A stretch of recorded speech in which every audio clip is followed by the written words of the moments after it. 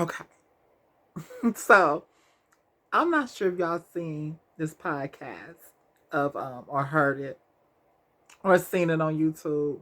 It's with this guy Man Skills. He did a like an hour and a half interview with Will I Am. Will I Am is from Black Eyed Peas. Um, I'm a hip hop junkie.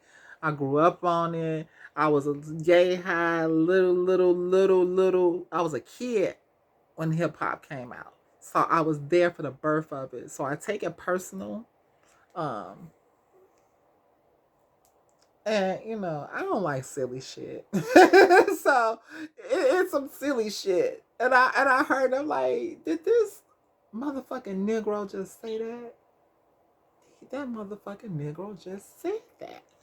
So he's on this podcast and it's about confessions.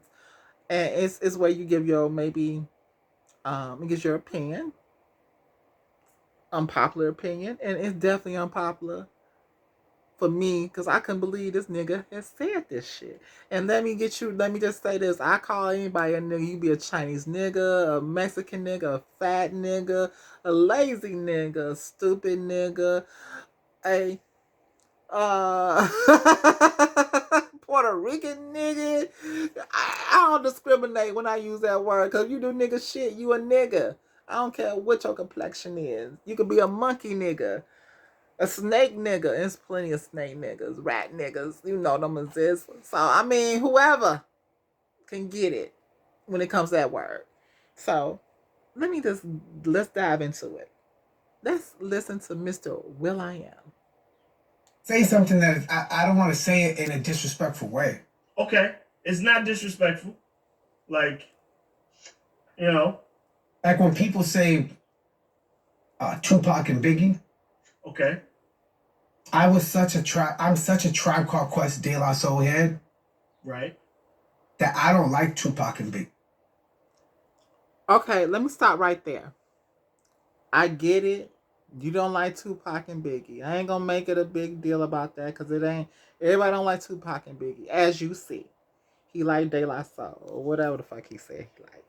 But they ain't. So I will interject here and there because I want people to understand my point of what got me saying. Did you hear what the fuck this nigga said?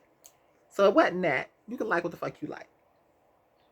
That kind of music doesn't speak to my spirit. Right. Got you.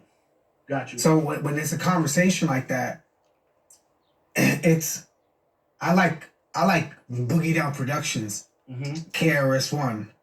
I do too. If it's like Tupac or Biggie, I'm like KRS-One.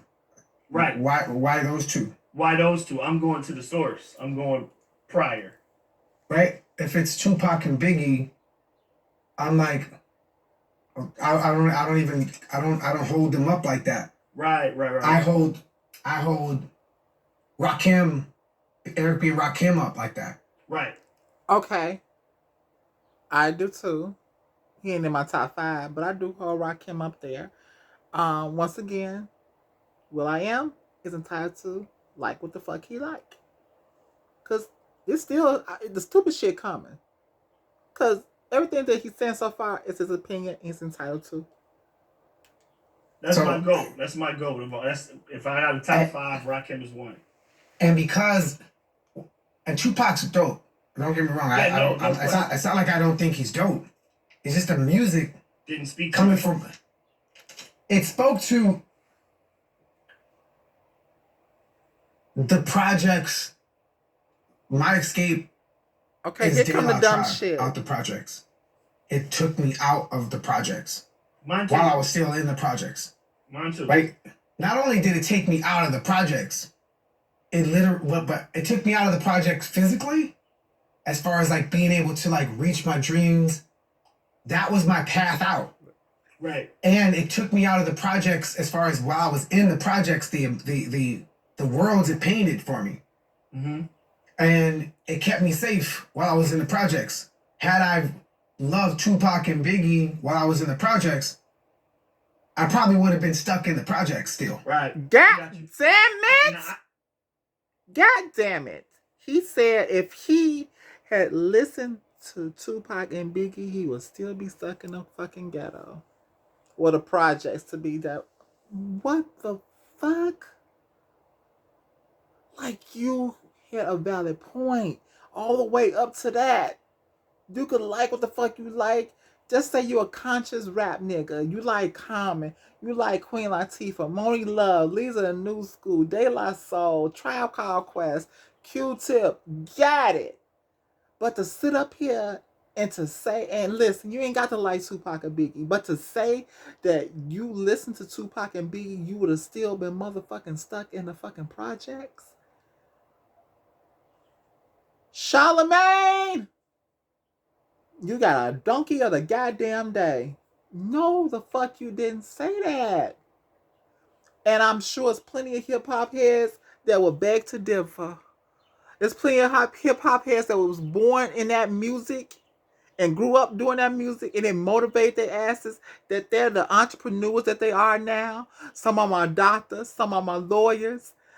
Those rhymes really translate to some people's souls and was like, fuck this shit. I'm getting up out of here just like Biggie did, just like Tupac did. Because usually doing back then, when people had albums that come out in a street rap, the first album, yeah, we talking about the hardcore shit about us, well, not us, but selling drugs and getting up out the hood. The second album, they living fabulous.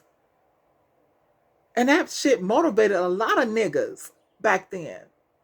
Got a lot of niggas in jail and killed too, but it motivated a lot of niggas. And I get what he's saying, but come on now. Nah. And once again, stop putting every fucking thing on fucking music. Okay, yeah. Music does, it programs your head. It be having motherfuckers doing different shit. But to sit up here and say some stuff like that, come on, my nigga. Okay. We have officially traded you for Jack Harlow. That's it. Bye-bye, Will. Bye. Because ain't no way in hell that someone could sit up here and listen to Tupac and Biggie and sit to motivate and say, oh, I want to sit in this shit. I want to sell drugs for the rest of my life and go in and out of jail. Because this is the shit that these niggas was talking about. Ain't nobody sitting up there thinking that this is a life for them. No one's thinking that. Maybe it didn't resonate on how your brain is wired, got it.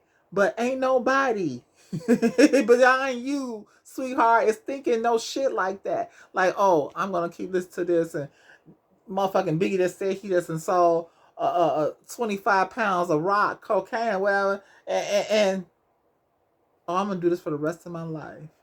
He never said that. He always talked about, once I did this and got rid of that 25 pounds of rock cocaine, I'm motherfucking getting the fuck out of here and flipping my money, and I'm gonna turn this into, and I'm about to buy me motherfucking 80 fucking Checkers and Roddy burgers like fucking Rick Ross. I think Rick Ross is probably one of the last of the Mohicans of niggas that did something with their money. I'm just saying, Will.i.am, come on, my dude. But you on their side now, so it don't even matter. Peace, my nigga. It was good. But at the end of the day, do we really fucking expect the man that produced and wrote My Humps to like Biggie and Tupac? Peace, y'all. I can understand that. I know what you're saying when you say that.